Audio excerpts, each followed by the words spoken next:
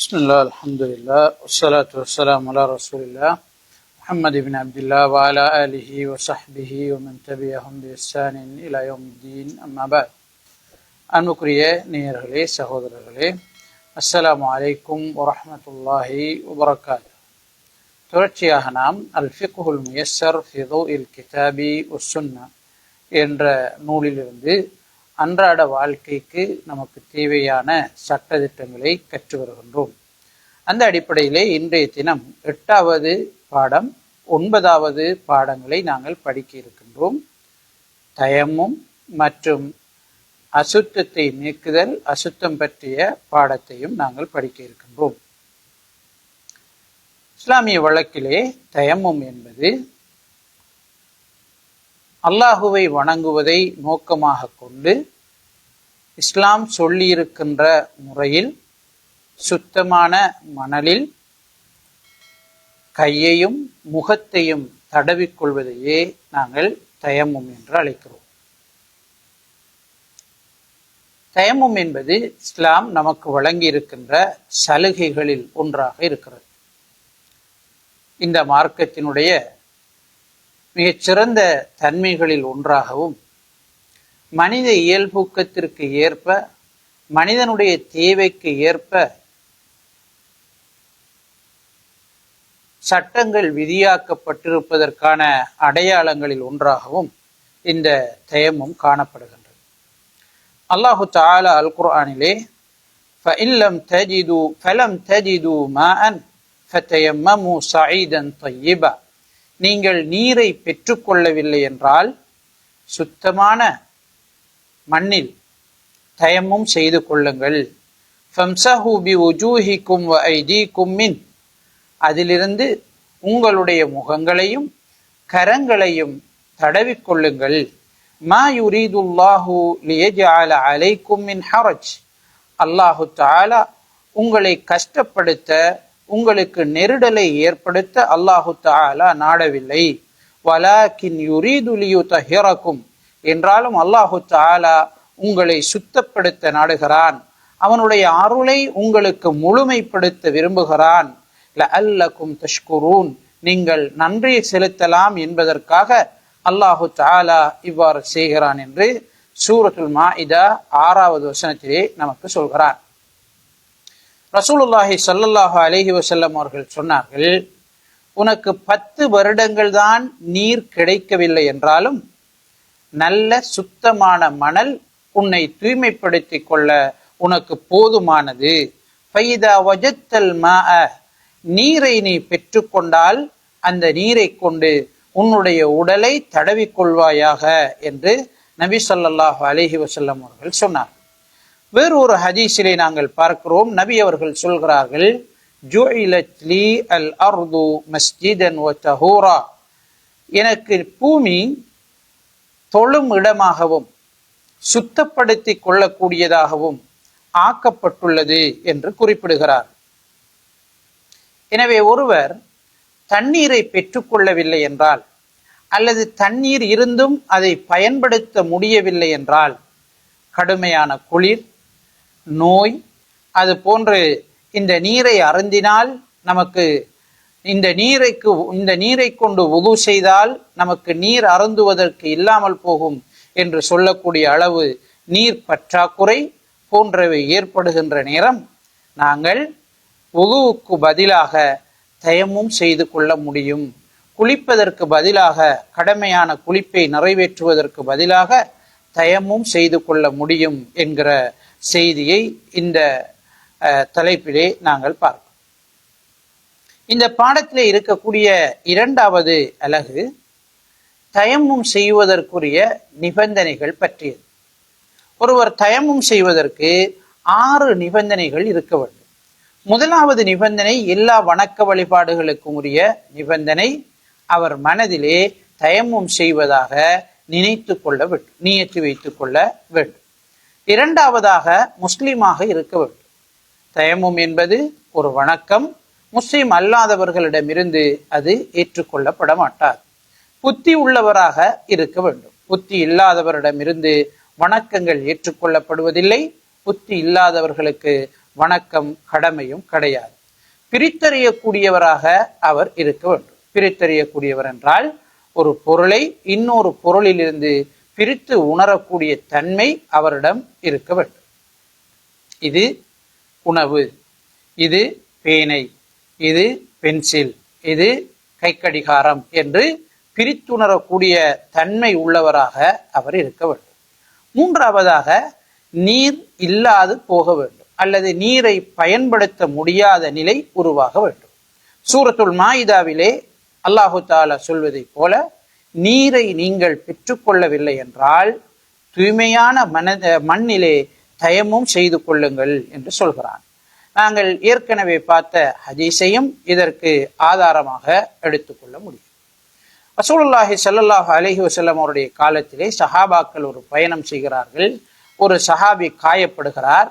அவர் வுது செய்வதற்கு பதிலாக அல்லது குளிப்பதற்கு பதிலாக தயம்மும் செய்து கொள்வதற்கு விரும்புகிறார், நாடுகிறார்.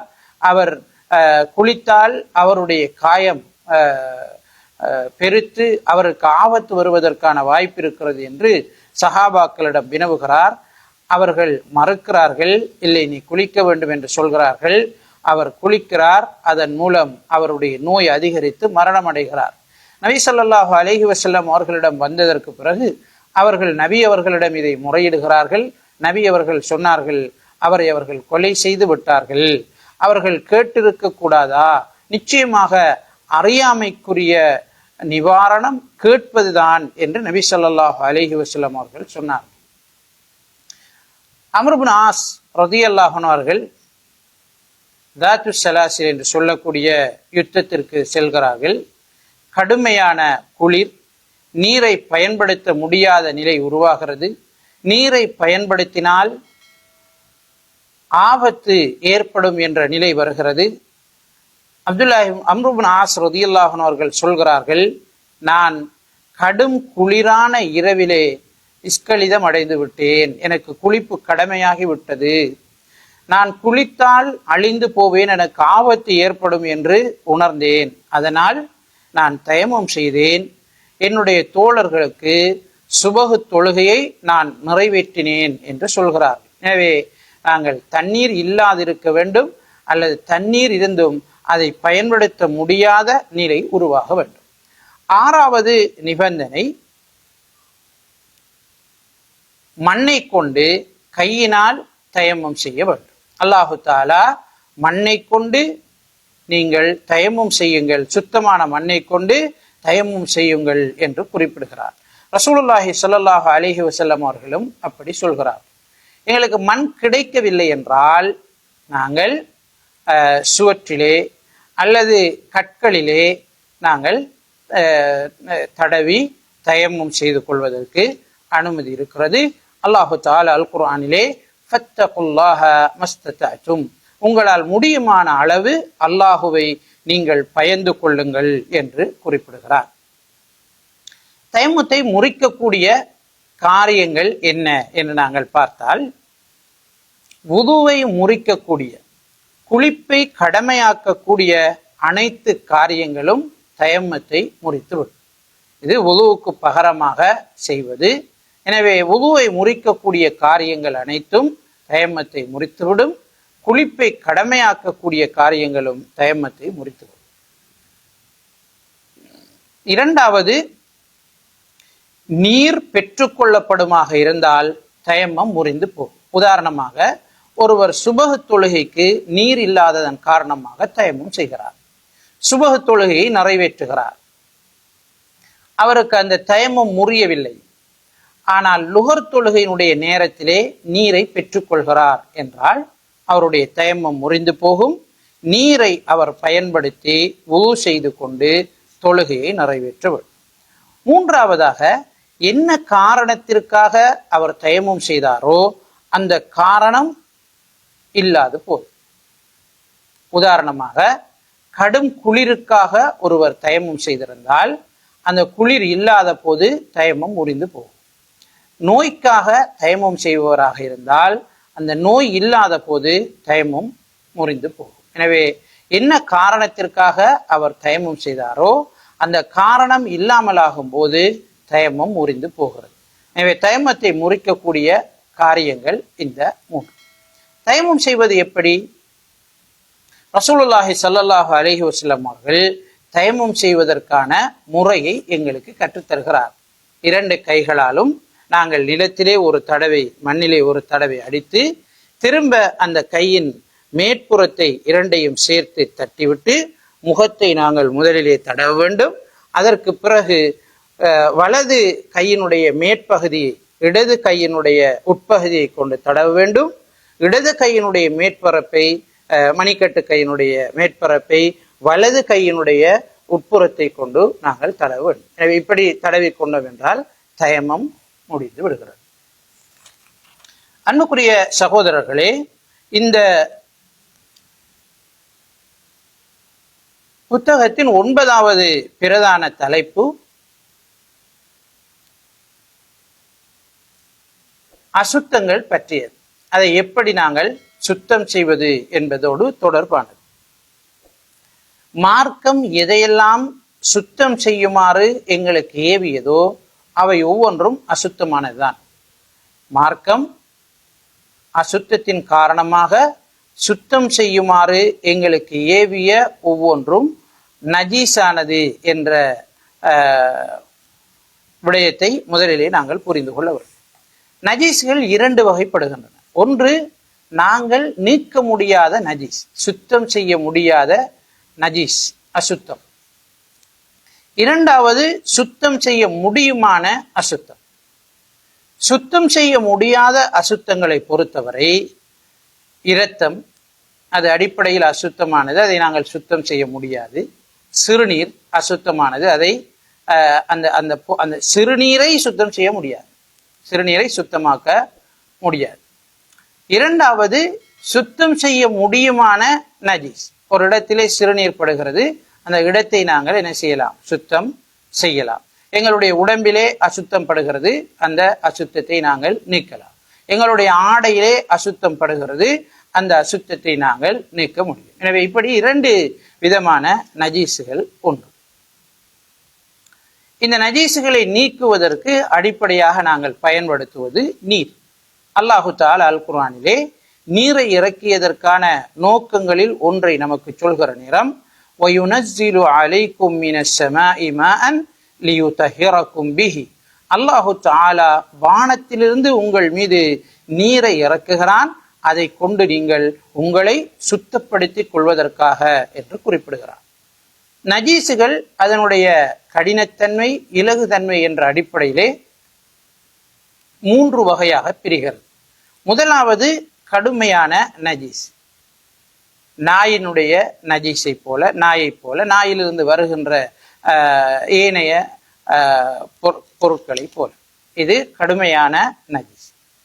2வது நஜீஸ் இலகுவானது, நாங்கள் அதற்கு தண்ணீரை தெளித்து விட்டால் போதுமானது. உதாரணமாக, எந்த உணவையும் உட்கொள்ளாத ஒரு ஆண் குழந்தை, தாய்ப்பாலை மாத்திரம் உணவாக எடுக்கக்கூடிய ஆண் குழந்தையினுடைய சிறுநீர், இந்த சிறுநீரைக்கு நாங்கள் நீரினால் தெளித்து விடுவது போதுமானது. இது இலகுவான நஜீஸுக்கு உதாரணமாக அறிஞர்களால் காட்டப்படுகிறது. 3வது வகை 2க்கும் இடைப்பட்ட நஜீஸ். சிறுநீர், மலம், இது போன்ற நஜீசுகள் இந்த 2க்கும் இடைப்பட்ட நஜீசுகளாக சொல்லப்படுகிறது. அன்புக்குரிய சகோதரர்களே, இஸ்லாத்திலே நஜீஸானவை என்று என்ன பொருட்களுக்கு அல்லது எவைகளுக்கு ஆதாரம் குறிப்பிடப்பட்டிருக்கின்றது, எவைகளை இஸ்லாம் நஜீஸ் என்று கூறியிருக்கிறது என்று நாங்கள் பார்த்தோமாக இருந்தால், அதிலே முதலாவது மனிதனுடைய சிறுநீர், அவனுடைய மலம், அவனுடைய வாந்தி, இவை அனைத்தும் நஜீஸ் என்று குறிப்பிடப்படுகிறது. ஆனால் நான் மேற்சொன்னதை போல சிறிய ஆண் குழந்தை, தாயினுடைய தாய்ப்பாலை மாத்திரம் உணவாக கொள்ளக்கூடிய, வேறு உணவுகளை உட்கொள்ளாத ஆண் குழந்தையினுடைய சிறுநீர் தண்ணீரை தெளித்து விடுவதால் சுத்தம் செய்யப்படுகிறது. எனவே இந்த மனிதனுடைய, பெரியவர்களுடைய சிறுநீரோடு அதனை ஒப்பிட்டு பார்க்க முடியாது. உம்மு கைஸ் பின் மெஹ்சன் ரலியல்லாஹு அன்ஹா அவர்கள் குறிப்பிடுகிறார்கள், நபி ஸல்லல்லாஹு அலைஹி வஸல்லம் அவர்களிடம் சிறிய ஆண் குழந்தையை அவர் கொண்டு வருகிறார். அந்த குழந்தை எந்த உணவையும் சாப்பிடவில்லை என்று அவர் குறிப்பிடுகிறார். ரசூலுல்லாஹி ஸல்லல்லாஹு அலைஹி வஸல்லம் அவர்களுடைய மடியிலே அந்த குழந்தை உட்கார வைக்கப்படுகிறது. நபி அவர்களுடைய ஆடையிலே சிறுநீர் கழிக்கிறது. நபி அவர்கள் தண்ணீரை கொண்டு வருமாறு அழைத்து அந்த சிறுநீரிலே தெளித்து விடுகிறார்கள். அந்த ஆடையை கழுவவில்லை என்று உம்மு கைஸ் ரலியல்லாஹு அன்ஹா அவர்கள் குறிப்பிடுகிறார். ஆனால் பெண் பிள்ளையினுடைய சிறுநீரை பொறுத்தவரை பெரியவர்களுடைய சிறுநீரை போன்றது, அது கழுகப்பட வேண்டும், நஜீஸ் என்பதை ஹதீஸ்கள் நமக்கு சொல்கிறது. இரண்டாவது, நஜீஸ் என்று இஸ்லாத்திலே குறிப்பிடப்பட்டவை எங்களுக்கு உண்பதற்கு ஆகுமாக்கப்பட்ட மிருகங்களினுடைய இரத்தங்கள். மிருகங்களை அறுக்கிற நேரம் இரத்தம் என்ன செய்கிறது? பீரிட்டு ஓடுகிறது. அந்த இரத்தம் நஜீஸானது. நபி அல்லாஹு தஆலா அல் குர்ஆனிலே சூரத்துல் அன்ஆம் 145வது வசனத்திலே ஓடக்கூடிய இந்த இரத்தங்கள் நஜீஸானவை என்று குறிப்பிடுகிறார். மூன்றாவது, நஜீஸானதை நாங்கள் பார்த்தோமாக இருந்தால் எங்களுக்கு உண்பதற்கு தடை விதிக்கப்பட்ட மிருகங்களினுடைய விட்டை மற்றும் சிறுநீர் ஆகியவை நஜீஸாக இஸ்லாத்திலே சொல்லப்பட்டிருக்கிறது. நாலாவது, செத்தவைகள், தானாக செத்தவைகள் அல்லது கழுத்து இறுகி செத்தவைகள், முறையாக அறுக்கப்படாத பிராணிகள். இப்படி செத்த பிராணிகள் எங்களுக்கு நஜீஸாக சூரத்துல் ஆல இம்ரான் 145வது வசனத்திலே அல்லாஹு தாலா குறிப்பிடுகிறான். ஆனால் கடலிலே இருக்கக்கூடிய மீன்கள், அது போன்று வெட்டுக்கிளிகள், இவையினுடைய அடிப்படையிலே வரக்கூடியவை என்ன, அது செத்தாலும் ஹலாலானது, ஹராம் கிடையாது, அது நஜீஸாகாது என்பதை ஹதீஸ்கள் நமக்கு சொல்கிறது. ஐந்தாவது, இஸ்லாத்திலே நஜீஸ் என்று சொல்லப்பட்ட விடயம் மதி. மதி என்று சொன்னால் ஒரு மனிதனுடைய ஆணுறுப்பிலிருந்து வெளியேறக்கூடிய தடிப்பமான வெள்ளை நிற நீர். இது அவன் இல்லற வாழ்க்கையை ஞாபகப்படுத்துகிற நேரம் அல்லது குடும்ப வாழ்க்கையை ஞாபகப்படுத்துகிற நேரம் இந்த நீர் வெளியேறுகிறது. அது தொடர்ச்சியாக வெளியேறாது, கடுமையான இச்சையின் காரணமாக வெளியேறாது. இதை வெளியேறியதற்கு பிறகு அவனுக்கு மணி வெளியேறியதை போன்ற சோர்வு நிலையும் தோன்றாது. இந்த நிலையில் வெளியேறக்கூடிய நீருக்கே மதி என்று அழைக்கப்படுகிறது. அலி இப்னு அபி தாலிப் ரலியல்லாஹு அன்ஹு அவர்கள் சொல்கிறார்கள், குந்து மத்தஅன் ரஜுலன் மத்தஅன், நான் அதிகமாக இந்த நீர் வரக்கூடிய மதி வரக்கூடிய ஒரு மனிதனாக, ஒரு ஆணாக இருந்தேன். ஆனாலும் நபி ஸல்லல்லாஹு அலைஹி வஸல்லம் அவர்களிடம் நான் அதனுடைய சட்டத்தை கேட்பதற்கு வெட்கப்பட்டேன். ஏன்னா நபி ஸல்லல்லாஹு அலைஹி வஸல்லம் அவர்களுக்கு அவர் ஒரு முறையில பார்த்தால் தம்பி, இன்னும் முறையில பார்த்தால் மருமகள். எனவே அதை வினவுவதற்கு வெட்கப்பட்டார்கள். இன்னும் ஒரு நண்பரை, ஒரு சஹாபியை நபி அவர்களிடம் அனுப்பி இது தொடர்பாக வினவினார்கள். அப்போது நபி ஸல்லல்லாஹு அலைஹி வஸல்லம் அவர்கள் சொன்னார்கள், அவருடைய மர்மஸ்தானத்தை கழுவிக்கொள்ளுமாறும் வுது செய்து கொள்ளுமாறும் சொல்லி நபி ஸல்லல்லாஹு அலைஹி வஸல்லம் அவர்கள் குறிப்பிட்டார்கள். எனவே அதற்காக குளிக்க வேண்டிய அவசியம் கிடையாது, ஆனால் அதை கழுவிக்கொள்ள வேண்டும். ஆறாவது, இஸ்லாத்திலே சொல்லப்பட்ட நஜீஸான விடயம் வதி என்று சொல்வது. ஆண்களுக்கு இந்த 3 மணி, மதி, வதி. வதி என்று சொல்வது தடிப்பமான நீர், பெரும்பாலும் சிறுநீர் கழித்ததற்கு பிறகு ஒரு இறுக்கமான நிலையிலே அகத்திலிருந்து வெளியேறக்கூடியது. இப்படி ஒருவருக்கு வெளியேறினால் அவர் அகத்தை கழுவிக்கொள்ள வேண்டும், வுது செய்து கொள்ள வேண்டும். அதற்காக குளிக்க வேண்டிய அவசியம் கிடையாது. இஸ்லாத்திலே நஜீஸ் என்று சொல்லப்பட்ட 7வது விடயம் பெண்களுக்கு வரக்கூடிய மாதாந்த தீட்டு இரத்தம். அஸ்மா பின்த் அபீ பக்கர் ரலியல்லாஹு அன்ஹு அவர்கள் சொல்கிறார்கள், நபி ஸல்லல்லாஹு அலைஹி வஸல்லம் அவர்களிடம் ஒரு பெண்மணி வருகிறார். அல்லாஹ்வின் தூதரே, எங்களில் ஒருவருடைய ஆடையிலே மாதாந்த தீட்டு இரத்தம் படுகிறது, கைஃப நஸ்னா, நாங்கள் என்ன செய்து கொள்வது, எப்படி நடந்து கொள்வது என்று கேட்கிறார்கள். நபி ஸல்லல்லாஹு அலைஹி வஸல்லம் அவர்கள் சொன்னார்கள், அந்த இரத்தத்தை துணியை கசக்கி இரத்தத்தை என்ன செய்ய வேண்டும், வெளியேற்ற வேண்டும். இன்னொரு அடுத்த பகுதியோடு சேர்த்து அதை நன்றாக பிசைந்து நீரை ஊற்றி கழுவிவிட்டு சும்ம துஸல்லி ஃபீஹி, பிறகு அதிலே நீ தொழலாம் என்று நபி ஸல்லல்லாஹு அலைஹி வஸல்லம் அவர்கள் சொன்னார். எனவே இதுவும் நஜீஸாக அடையாளப்படுத்தப்பட்ட ஒன்றாக இருக்கிறது. அன்புக்குரிய அல்லாஹ்வின் நல்லடியார்களே, இந்த தலைப்பிலே வரக்கூடிய மூன்றாவது அலகு, இந்த நஜீசுகளை எப்படி நாங்கள் சுத்தப்படுத்துவது, நஜீஸ் எங்களுக்கு ஏற்பட்டு விட்டது என்றால் எப்படி நாங்கள் சுத்தப்படுத்துவது. மேலே கூறப்பட்ட நஜீஸ் என்று அடையாளப்படுத்தப்பட்டவைகள் நிலத்திலே ஏற்படுமாக இருந்தால், மண்ணிலே ஏற்படுமாக இருந்தால், அந்த இடத்தில் நாங்கள் நீரை கொட்டி விடுவதின் ஊடாக அது சுத்தமாகிவிடும். எங்களுக்கு தெரியும், ரசூலுல்லாஹி ஸல்லல்லாஹு அலைஹி வஸல்லம் அவர்களும் சஹாபாக்களும் இருக்கிற நேரம் ஒரு கிராமப்புறத்து அரபி பள்ளிவாயிலின் வந்து ஒரு ஓரப்பகுதியிலே சிறுநீர் கழிக்கிறார். நபி அவர்கள் சிறுநீர் கழித்து முடிந்ததற்கு பிறகு ஒரு நீர்வாளியை கொண்டு வருமாறு அழைக்கிறார்கள். அந்த இடத்திலே அந்த நீரை ஊற்றி விடுகிறார். எனவே தண்ணீரை உறிஞ்சக்கூடிய அளவுக்கு நிலமாக இருக்குமாக இருந்தால், மண்ணாக இருக்குமாக இருந்தால் அதிலே நாங்கள் நீரை ஊற்றி விடுவதோடு அது சுத்தமாகிவிடும். இரண்டாவது, இப்படி மண் இல்லாமல் நிலம் இல்லாது எங்களுடைய ஆடையில் அல்லது பாத்திரத்தில் இந்த நஜீஸ் ஏற்படுமாக இருந்தால் அதை இஸ்லாம் சொல்லுகின்ற அடிப்படையிலே நாங்கள் சுத்தப்படுத்தி கொள்ள வேண்டும், கழுவிக்கொள்ள வேண்டும். உதாரணமாக, ஒரு நாய் பாத்திரத்திலே நீர் அருந்துமாக இருந்தால் அல்லது உணவு உட்கொள்ளுமாக இருந்தால் அந்த பாத்திரத்தை நாங்கள் 7 தடவை கழுவ வேண்டும் என்று நபி ஸல்லல்லாஹு அலைஹி வஸல்லம் அவர்கள் சொன்னார்கள். அதுல ஒரு தடவை மண்ணை சேர்த்து கழுவ வேண்டும் என்று ஹதீஸிலே பதிவு செய்யப்பட்டிருக்கிறது. எனவே இது போல ஆடைகளையும் ஏனைய விரிப்புகளிலும் ஏற்படுகின்ற நஜீசுகளை நாங்கள் கழுவிக்கொள்ள வேண்டும். பன்றியால் வரக்கூடிய நஜீஸை பொறுத்தவரை ஏனைய நஜீசுகளை போன்று அதனை நாங்கள் ஒரு தடவை கழுவினால் சுத்தமாகிவிடும். அந்த குறித்த நஜீஸான பொருள் நீங்கியவுடன் அது சுத்தமாகிவிடும். நாய் நக்கிய இடத்தை கழுவுவதை போல அல்லது அந்த பாத்திரத்தை கழுவுவதை போல 7 தடவை கழுக வேண்டிய அவசியம் அதற்கு இல்லை. சிறுநீர், மலம், இரத்தம் போன்றவற்றை பொறுத்தவரை நாங்கள் அந்த பட்ட இடத்தை நன்றாக துவைத்து ஒன்றோடு ஒன்று சேர்த்து கசக்கி தண்ணீரை ஊற்றி கழுவினால் அதற்கு போதுமானது, அது சுத்தமாகிவிடும்.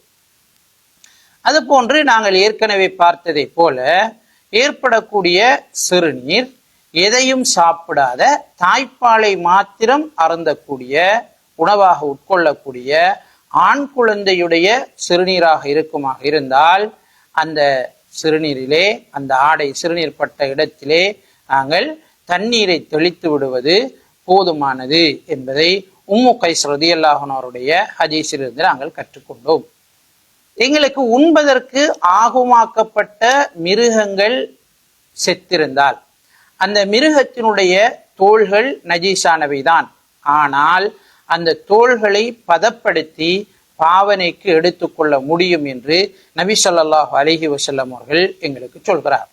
அதுபோன்று ஹைது இரத்தத்தை பொறுத்தவரை அதை நாங்கள் முறையாக கழுவிக்கொண்டால், நீரை ஊற்றி கழுவிக்கொண்டால் அது சுத்தமாகிவிடும் என்பது நபி ஸல்லல்லாஹு அலைஹி வஸல்லம் அவர்கள் ஏற்கனவே நமக்கு சொன்ன ஹதீஸுகளிலிருந்து புலப்படுகின்றது. எனவே அன்புக்குரிய அல்லாஹ்வின் நல்லடியார்களே, ஒரு முஸ்லிமை பொறுத்தவரை அவன் ஆணாக இருந்தாலும் பெண்ணாக இருந்தாலும் சிறியவராக இருந்தாலும் பெரியவராக இருந்தாலும் எல்லா சந்தர்ப்பங்களிலும் உடல் உள சுத்தத்தோடு வாழ வேண்டும் என்று வலியுறுத்தப்பட்டிருக்கின்றான். எனவே அந்த அடிப்படையில் நானும் நீங்களும் வாழ்வதற்கு அல்லாஹு தஆலா நம் அனைவருக்கும் அருள் செய்வானாக. ஆமீன் ஆமீன். வஆஹிரு தஅவானா அனில் ஹம்துலில்லாஹி ரப்பில் ஆலமீன். அஸ்ஸலாமு அலைக்கும் வரஹ்மத்துல்லாஹி வபரகாத்துஹு.